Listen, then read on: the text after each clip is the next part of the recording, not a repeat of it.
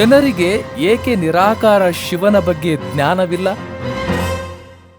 ಯಾಕೆ ನಿರಾಕಾರ ಶಿವನ ಬಗ್ಗೆ ಈ ಜನರಿಗೆ ಜ್ಞಾನ ಇಲ್ಲ ಅಂತಂತಂದರೆ,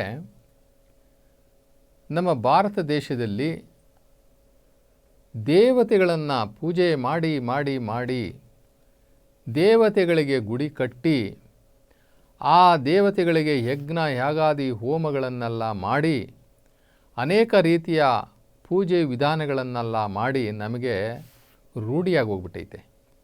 ಈಗ ನಮಗೆ ದೇವರು ನಿರಾಕಾರವಾಗಿದ್ದಾನೆ ಅಂತಂದರೆ ನಾವು ಒಪ್ಪಕ್ಕೆ ತಯಾರಿಲ್ಲ. ಯಾಕೆ ಅಂತಂದರೆ ನಮ್ಮ ಹಿಂದಿನ ಪೂರ್ವಕಾಲದಿಂದಲೂ ಕೂಡ ಒಂದು ಕಡೆ ದೇವರು ನಿರಾಕಾರ ಅಂತ ಹೇಳ್ಕೊಂಬರ್ತಾರೆ, ಇನ್ನೊಂದು ಕಡೆ ಆಕಾರ ಇದೆ ದೇವ್ರಿಗೆ ಅಂತ ಎರಡೂ ಹೇಳ್ಕೊಂಡು ಬರ್ತಾರೆ. ಹೀಗಾಗಿ ಜನ ಆ ಆಕಾರದ ಕಡೆ ಹೆಚ್ಚು ಒಲವಾದರೆ ಹೊರತು ನಿರಾಕಾರದ ಕಡೆ ಆಗಲೇ ಇಲ್ಲ. ಈ ಜಗತ್ತಿನ ಬಹುತೇಕ ಜನ ಈ ಜಗತ್ತಿನ ಬಹುತೇಕ ಜನ ನಿರಾಕಾರ ತತ್ವದಲ್ಲೇ ನಂಬಿದ್ದಾರೆ.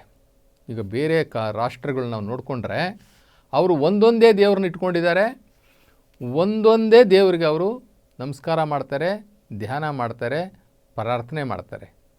ಇದು ಒಂದೇ ದೇಶದಲ್ಲಿ, ಭಾರತ ದೇಶದಲ್ಲಿ ಮಾತ್ರ ಎಷ್ಟು ದೇವರುಗಳು? ಮುಕ್ಕೋಟಿ ದೇವರುಗಳು. ಈ ಮುಕ್ಕೋಟಿ ದೇವರುಗಳು ಹೆಂಗೆ ಬಂದು ಅನ್ನೋದಕ್ಕೆ ಒಂದು ಕಾರಣವೂ ಇದೆ. ಪರಮಾತ್ಮ ನಿರಾಕಾರ ಶಿವ ಈ ಜಗತ್ತನ್ನು ಸೃಷ್ಟಿ ಮಾಡಿದಾಗ ಈ ಜಗತ್ತಿನ ಮೇಲೆ 3000 ಆತ್ಮಗಳನ್ನು ಇಳಿಸ್ತಾನಂತೆ. ಆ 3000 ಆತ್ಮಗಳು ಆವಾಗ ಪ್ರಾರಂಭದಲ್ಲಿ ಈ ಭೂಮಿಗೆ ಬಂದಾಗ ಅವೆಲ್ಲವೂ ಕೂಡ ಪವಿತ್ರಾತ್ಮಗಳಾಗಿದ್ದವು. ಯಾವುದೇ ರೀತಿಯ ಅವಗುಣಗಳಾಗಲಿ ಅಥವಾ ಕಲ್ಮಶಗಳಾಗಲಿ ಆ ಆತ್ಮಗಳಲ್ಲಿರಲಿಲ್ಲ. Pure souls. ಅವರು ಒಳ್ಳೆಯದನ್ನೇ ಮಾಡಿದ್ದಾರೆ. ಒಳ್ಳೆಯ ನಡವಳಿಕೆ, ಒಳ್ಳೆಯ ತಿಳುವಳಿಕೆ, ಒಳ್ಳೆಯ ಕರ್ಮಗಳು, ಒಳ್ಳೆಯ ಮೋಕ್ಷ ಮಾರ್ಗ ಎಲ್ಲವನ್ನು ಕೂಡ ಅವರು ಮಾಡ್ಕೊಂಡಿದ್ರು. ಯುಗಮಾನಗಳು ಉರುಳಿದಂತೆ ಈ 4 ಯುಗಗಳು, ತ್ರೇತಾಯುಗ, ದ್ವಾಪರಯುಗ, ಕಲಿಯುಗ, ಕೃತಾಯುಗ ಹೀಗೆಲ್ಲ ಇದೆಯಲ್ಲ, ಅಲ್ಲಿಂದ ಪ್ರಾರಂಭವಾಗಿ ನಮ್ಮ ಕಲಿಯುಗಕ್ಕೆ ಬರುವಾಗ ಅದೇ ಆತ್ಮಗಳ ಸಂತತಿ ನಾವೆಲ್ಲ. ಆ ಆತ್ಮಗಳಿಗೆ ಮಕ್ಕಳಾಯಿತು, ಅವ್ರಿಗೆ ಮಕ್ಕಳಾಯಿತು. ಹೀಗೆ ಈಗ ನಾವು ಅದೇ ಸಂತತಿಯವರಾಗಿದ್ದು ಅದೇ ನಾವು ಹುಟ್ಟಿ ಸತ್ತು ನಾವು ಇಲ್ಲಿವರೆಗೂ ಬಂದಿದ್ದೀವಿ. ಕೃತಾಯುಗದಿಂದ ಇಲ್ಲಿವರೆಗೆ ಕಲಿಯುಗದವರೆಗೂ ನಾವೇ ಹುಟ್ಟಿ ಸತ್ತು ಇಲ್ಲಿವರೆಗೂ ನಾವು ಬಂದಿದ್ದೀವಿ. ಇಲ್ಲಿವರೆಗೂ ಯಾಕೆ ಬಂದಿದ್ದೀವಿ ಅಂದರೆ ನಮಗೆ ಮೋಕ್ಷ ಸಿಕ್ಕಿಲ್ಲ, ನಮಗೆ ದೇವ್ರ ಅರ್ಥ ಆಗಿಲ್ಲ. ನಾವು ದೇವ್ರ ಅರ್ಥ ಆಗಿದ್ರೆ ಶಿವಲೋಕಕ್ಕೆ ವಾಪಸ್ ಹೋಗ್ಬಿಡ್ತಾ ಇದ್ದೀವಿ, ಸ್ವರ್ಗಕ್ಕೆ. ನಮಗೆ ಸ್ವರ್ಗ ಸಿಕ್ಕಿಲ್ಲ. ಹೀಗಾಗಿ ಅನೇಕ ಜನ್ಮಗಳು ಎತ್ತಿ ಅನೇಕ ಯುಗಗಳಿಂದ ನಾವು ಇಲ್ಲಿವರೆಗೂ ಬಂದಿದ್ದೀವಿ. ಆದ್ರೂ ಕೂಡ ಈಗ ನಾವು ಅಂದು ಪವಿತ್ರಾತ್ಮಗಳಾಗಿದ್ವಲ್ಲ, ಆ 3 ಕೋಟಿ ಜನ, 3 ಕೋಟಿ ಆತ್ಮಗಳು ಭೂಮಿಗೆ ಬಂದಾಗ ಅವರನ್ನು ನಾವು ಟ್ಯಾಲಿ ಮಾಡ್ಕೊಳ್ತಾ ಇದ್ದೀವಿ ಈಗ. ಯಾಕೆ ಅಂತಂದರೆ ನಾವು ತುಂಬ ಕೆಟ್ಟೋಗ್ಬಿಟ್ಟಿದ್ದೀವಿ. ಪೂರ್ತಿ ಈ ಕಾಯವೆಲ್ಲ ಅಂದರೆ ಶರೀರವೆಲ್ಲ ಅವಗುಣಗಳು. ಇನ್ನು ನಮ್ಮ ಮನಸ್ಸು ಸಂಪೂರ್ಣವಾಗಿ ಕೆಟ್ಟೋಗಿದೆ. ನಮ್ಮ ಮನಸ್ಸಿನಲ್ಲಿ ಒಂದು ವಿಕಾರ ಮನೋಭಾವಗಳು ಉಂಟಾಗಿದ್ದಾವೆ. ತುಂಬ ವಿಕಾರ ಮನೋಭಾವಗಳು, ಮೈ ತುಂಬ ಅವಗುಣಗಳು. ಹೀಗೆ ನಾವು ಕಲಿಯುಗಕ್ಕೆ ಬಂದಂತಹ ಸಂದರ್ಭದಲ್ಲಿ ತುಂಬ ಕೆಟ್ಟೋಗ್ಬಿಟ್ಟಿದ್ದೀವಿ. ಆದರೆ ನಾವು ಮೂಲದಲ್ಲಿ ಏನಾಗಿದ್ವಿ? ಪವಿತ್ರಾತ್ಮರಾಗಿದ್ವಿ. ಈ ಯುಗದ ಕಡೆಯ ಯುಗದಕ್ಕೆ ಬಂದಾಗ ನಾವು ಕಂಪ್ಲೀಟಾಗಿ ನಾವು ಅಪವಿತ್ರ ಆತ್ಮಗಳಾಗಿಬಿಟ್ಟಿದ್ದೀವಿ. ಅದರಿಂದ ನಾವೇನು ಮಾಡ್ತೀವಿ? ಅವರನ್ನು ಹೋಲಿಕೆ ಮಾಡ್ತಾ ಇದ್ದೀವಿ. ಹಿಂದೆ ಇದ್ದಂಥ ಆ ಆತ್ಮಗಳನ್ನು ಹೋಲಿಕೆ ಮಾಡ್ತಾ ಇದ್ದೀವಿ. ಹೀಗಾಗಿ ಆ ಆತ್ಮಗಳನ್ನೆಲ್ಲ ನಾವು ಶಕ್ತಿ ರೂಪದಲ್ಲಿ, ಎಲ್ಲ ಶಕ್ತಿ, ಈಗ ವಾಯು ಒಂದು ಶಕ್ತಿ, ಭೂಮಿ ಒಂದು ಶಕ್ತಿ, ನೀರು ಒಂದು ಶಕ್ತಿ, ಗಾಳಿ ಒಂದು ಶಕ್ತಿ, ಆಕಾಶ ಒಂದು ಶಕ್ತಿ, ಹೀಗೆ ಒಂದು ಶಕ್ತಿಗಳ ರೂಪದಲ್ಲಿ ಅವರಿಗೆಲ್ಲರಿಗೂ ಶಿಲೆಗಳನ್ನು ಮಾಡಿ ಅವರಿಗೆಲ್ಲ ಒಂದು ಆಕಾರವನ್ನು ಕೊಟ್ಟು ಅವ್ರಿಗೆ ಒಂದು ಮೂರ್ತಿ ಕೊಟ್ಟು ಲಕ್ಷ್ಮೀ ಸರಸ್ವತಿ ಅಂತ ಅಂದ್ಕೊಂಡು, ತ್ರಿಮೂರ್ತಿಗಳು ಅಂತ ಅಂದ್ಕೊಂಡು ಅವ್ರಿಗೆ ಗುಡಿ ಕಟ್ಟಿ ನಾವು ಆ ಹುಟ್ಟಿ ಸತ್ತಂಥವ್ರಿಗೇ ದೇವರು ಅಂತ ತಿಳ್ಕೊಂಡು ನಾವು ಭಾರತ ದೇಶದಲ್ಲಿ ಪೂಜೆ ಮಾಡ್ತಾ ಇದ್ದೀವಿ. ಆದರೆ ದೇವತೆಗಳನ್ನು ಸೃಷ್ಟಿ ಮಾಡಿದವನು ಯಾರು? ನಿರಾಕಾರ ಪರಮಾತ್ಮ ಶಿವ. ಈ ಭೂಮಿ ಆಕಾಶಗಳನ್ನು ಸೃಷ್ಟಿ ಮಾಡಿದವನು ಯಾರು? ಆ ನಿರಾಕಾರ ಪರಮಾತ್ಮ ಶಿವ. ಅದನ್ನು ಮರ್ತೇ ಬಿಟ್ವಿ. 3 ಲೋಕದ ಒಡೆಯ, ಸ್ವರ್ಗ, ಮರ್ತ್ಯ, ಪಾತಾಳ, ಈ 3 ಲೋಕಗಳನ್ನು ಸೃಷ್ಟಿ ಮಾಡಿ ಈ 3 ಲೋಕಗಳನ್ನು ಲಾಲನೆ ಪಾಲನೆ ಪೋಷಣೆ ಮಾಡ್ತಾ ಇರ್ತಕ್ಕಂಥ ಆ ನಿರಾಕಾರ ಶಿವನನ್ನು ನಾವು ಮರ್ತೇ ಬಿಟ್ಟು ನಮ್ಮ ಈ ಮರೆವು ಎಲ್ಲಿವರೆಗೂ ನಮ್ಮನ್ನು ತಂದುಬಿಡ್ತು ಅಂತಂದರೆ, ನಮ್ಮ ಅಜ್ಞಾನ ಮಿತಿಮೀರಿ ಹೋಗಿದೆ.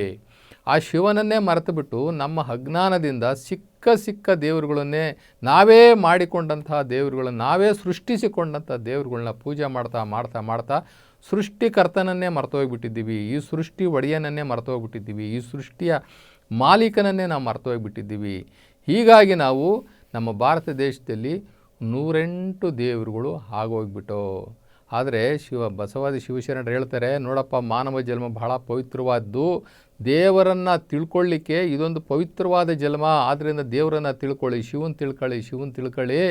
ಈ ಜೀವ ಜಂತುಗಳು, ಇವು ಈ ಅಕ್ಕಿ ಪಕ್ಷಿಗಳು, ಪ್ರಾಣಿಗಳು, ಇವ್ಯಾವನು ಕೂಡ ಈ ಸೃಷ್ಟಿಯನ್ನು ಬಿಟ್ಬಿಟ್ಟು ಬೇರೆ ಯಾವಕ್ಕೂ ಕೂಡ ತಲೆಬಾಗೋದಿಲ್ಲ. ಯಾವುದನ್ನು ದೇವರು ಅಂತ ಪೂಜೆ ಮಾಡೋದಿಲ್ಲ. ಇವಾಗ ಯಾವುದೇ ಪ್ರಾಣಿಗಳು, ನಾವೇ ಸಾಕಿರ್ತಕ್ಕಂಥ ಗೋವುಗಳಾಗಲಿ, ಕುರಿಗಳಾಗಲಿ, ಮೇಕೆಗಳಾಗಲಿ, ಎಮ್ಮೆಗಳಾಗಲಿ, ಅವು ನಮ್ಮ ಥರ 108 ದೇವರುಗಳು ನಾವು ಪೂಜೆ ಮಾಡ್ತಾವ? ಇಲ್ಲ. ಅವು ಹೇಗೆ ಯಥಾರ್ಥವಾಗಿ ಬಂದಿದ್ದಾವೋ ಹಾಗೆ ಯಥಾರ್ಥವಾಗಿದ್ದಾರೆ. ಅವಕ್ಕೆ ದೇವರ ಬಗ್ಗೆ ಕಲ್ಪನೆ ಇಲ್ಲದೆ ಇರಬಹುದು. ಆದರೆ ಇಲ್ಲ ಅಂತ ಹೇಳ್ಬಿಟ್ಟು ಅವು 108 ದೇವರುಗಳಿಗೆ ಕೈ ಮುಗಿಯೋದು, 108 ದೇವರುಗಳಿಗೆ ಅವರು ಒಂದು ಕೃತಜ್ಞತೆ ಸಲ್ಲಿಸೋದು ಇಲ್ಲವೇ ಇಲ್ಲ. ಆದರೆ ಮನುಷ್ಯ 6ನೇ ಹರಿವನ್ನು ಹೊಂದಿರತಕ್ಕಂಥ ಪ್ರಜ್ಞೆ ಮತ್ತು ಹರಿವನ್ನು ಇಟ್ಕೊಂಡಿರ್ತಕ್ಕಂಥ ಈ ಮನುಷ್ಯ, ಅವನು ಆ ದೇವರನ್ನೇ ಮರೆತುಬಿಟ್ಟು ಆ 6ನೇ ಇಂದ್ರಿಯ ಜೀವಜಂತು ಆಗಿರ್ತಕ್ಕಂಥ ಈ ಮನುಷ್ಯ ದೇವರನ್ನು ಮರೆತು ಸಿಕ್ಕಂತೆ ಇವನ ಮನೋವಿಲಾಸಕ್ಕೆ ದೇವರುಗಳನ್ನ ಸೃಷ್ಟಿ ಮಾಡಿಕೊಂಡು ಈ ಪೂಜೆ ಮಾಡ್ತಾ ಇರ್ತಕ್ಕಂಥದ್ದನ್ನು ನೋಡಿ ನಮ್ಮ ಮಡಿವಾಳ ಮಾಚಿದೇವರು ಒಂದು ವಚನದಲ್ಲಿ ಹೇಳ್ತಾರೆ, ವಾಯುಗುಣವ ಸರ್ಪ ಬಲ್ಲದು, ಮಧುರ ಗುಣವ ಇರುವೆ ಬಲ್ಲದು, ಗೋತ್ರದ ಗುಣವ ಕಾಗೆ ಬಲ್ಲದು, ವೇಳೆಯ ಗುಣವ ಕೋಳಿ ಬಲ್ಲದು. ಇದು ಕಾರಣ, ಮನುಷ್ಯನ ಜನ್ಮದಲ್ಲಿ ಬಂದು ಶಿವಜ್ಞಾನವನ್ನು ಅರಿಯದಿದ್ದೊಡೆ ಆ ಕಾಗೆ ಕೋಳಿಗಳಿಗಂತ ಕರಕಷ್ಟ ಕಾಣಕಲಿದೆ ಅವರ ದೇವ. ಎಂಥ ಅದ್ಭುತವಾದಂಥ ಈ ಥರ ಹೋಲಿಕೆ ಕೊಟ್ಟು ಈ ಮಾನವ ಸಮಾಜವನ್ನು, ಈ ನಾಗರಿಕ ಸಮಾಜವನ್ನು, ಈ ನಾಗರಿಕ ಸಮಾಜದ ಅತಿದೊಡ್ಡ ಸಂಶೋಧಕ ಅಂತ ಹೇಳ್ಕೊಂಡಿರ್ತಕ್ಕಂಥ ಈ ಮನುಷ್ಯನನ್ನು ನಮ್ಮ ಮಡಿವಾಳ ಮಾಚಿದೇವರು ಯಾವ ರೀತಿ ಹೋಲಿಕೆಯನ್ನು ಕೊಟ್ಟು ಹೇಳ್ತಾ ಇದ್ದಾರೆ ಅಂತಂದರೆ, ವಾಯುಗುಣವ ಸರ್ಪ ಬಲ್ಲದು, ಮಧುರ ಗುಣವ ಇರುವೆ ಬಲ್ಲದು, ಗೋತ್ರದ ಗುಣವ ಕಾಗೆ ಬಲ್ಲದು, ವೇಳೆ ಗುಣವ ಕೋಳಿ ಬಲ್ಲದು. ಇದು ಕಾರಣ, ಮನುಷ್ಯ ಜನ್ಮದಲ್ಲಿ ಬಂದು, ಇದು ಬಹಳ ಮುಖ್ಯವಾದಂಥದ್ದು, ಮನುಷ್ಯ ಜನ್ಮದಲ್ಲಿ ಬಂದು ಶಿವಜ್ಞಾನವನ್ನು ಅರಿಯದಿದ್ದೊಡೆ ಆ ಕಾಗೆ ಕೋಳಿಗಳಿಗಿಂತ ಕರಕಷ್ಟ ಕಾಣಕಲಿದೇವರ ದೇವ. ನೋಡಿ, ಇದು ವಾಯುಗುಣವ ಸರ್ಪ ಬಲ್ಲದು ಅಂತಂತಂದರೆ, ಆ ಸರ್ಪ ಅದು ಯಾರನ್ನಾರ ಅಟ್ಯಾಕ್ ಮಾಡಬೇಕು ಅಂತಂತಂದರೆ, ಅಥವಾ ಅದಕ್ಕೆ ಕಷ್ಟ ಬಂದಾಗ ಅದು ಪ್ರಾಣಾಯಾಮ ಮಾಡುತ್ತೆ. ಪ್ರಾಣಾಯಾಮ ಅಂದರೆ ಜೋರಾಗಿ ಉಸಿರು ತೊಗೊಂಡು ಜೋರಾಗಿ ಬಿಟ್ಟು ಈ ಗಾಳಿಯಲ್ಲಿ ಇರ್ತಕ್ಕಂಥ, ಈ ಪ್ರಕೃತಿಯಲ್ಲಿ ಇರ್ತಕ್ಕಂಥ ಕಾಸ್ಮಿಕ್ ಎನರ್ಜಿನ ಅದು ಸೇವ್ ಮಾಡಿಕೊಂಡು ಅದು ಬಲಿಷ್ಠ ಆಗ್ತದೆ. ಈ ಕಾಸ್ಮಿಕ್ ಎನರ್ಜಿ ಇದೆ ಈ ಬ್ರಹ್ಮಾಂಡದಲ್ಲಿ, ಜಗತ್ತಲ್ಲಿ, ಈ ಸೃಷ್ಟಿಯಲ್ಲಿ ಅನ್ನೋದಂಥದ್ದು ಆ ಸರ್ಪಕ್ಕೆ ಗೊತ್ತು. ಬರೀ ಅದು ಪ್ರಾಣಾಯಾಮ ಮಾಡಿಕೊಂಡೇ, ಆ ಗಾಳಿ ಕುಡ್ಕೊಂಡೇ ಅದು ಸುಮಾರು 10-15 ವರ್ಷ ಬದುಕಿರ್ತದಂತೆ. ಅದು ಈ ಗಾಳಿಯಲ್ಲಿ ಎಂತಹ ಒಂದು ಶಕ್ತಿ ಇದೆ ಅನ್ನುವಂಥದ್ದು, ಆ ಕಾಸ್ಮಿಕ್ ಎನರ್ಜಿ ಇದೆ ಅಂತಕ್ಕಂಥದ್ದು ಸರ್ಪಕ್ಕೆ ಗೊತ್ತು. ಇನ್ನು ಮಧುರ ಗುಣವ ಇರುವೆಗಳ ಬಲ್ಲದು. ಮಧುರ ಅಂತಂದರೆ ಸಿಹಿ. ಆ ಸಿಹಿ ಎಲ್ಲಿ ಇಟ್ಟಿದ್ರೂ ಕೂಡ ಅದು ಇರುವೆ ಹುಡ್ಕೊಂಡು ಹೋಗುತ್ತಂತೆ. ನೋಡಿ, ಒಂದು ಕತೆ ಇದೆ. ನಮ್ಮ ಲಿಂಗಾನಂದ ಸ್ವಾಮಿಗಳು ಹೇಳ್ತಾ ಇದ್ರು, ಈ ITBT ಓದಿರ್ತಕ್ಕಂಥವ್ರು ತುಂಬ ಬುದ್ಧಿವಂತರು. ಈ ITBT ಓದಿರ್ತಾರಲ್ಲ ಅವರು ತುಂಬ ಬುದ್ಧಿವಂತರು.